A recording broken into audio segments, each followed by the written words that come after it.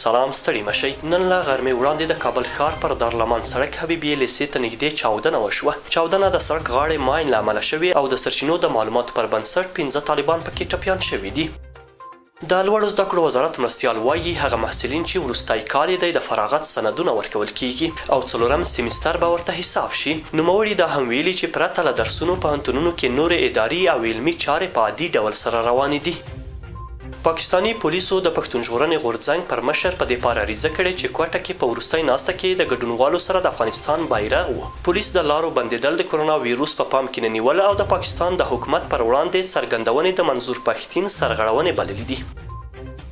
د بهرنیو چارو وزارت سیاسي معین شیر محمد عباس تانکزي بهرنیو چارو وزارت کې د خپل معرفت غونډې وینا کې ویلي چې تللي افغانان د بیرته راستانه شي. د نوموړي په وینا هیواد کې سراسري امنیت دی او کولی شي د یو عام افغان په توګه خپل عادي او آزاد ژوند ته ادامه ورکړي.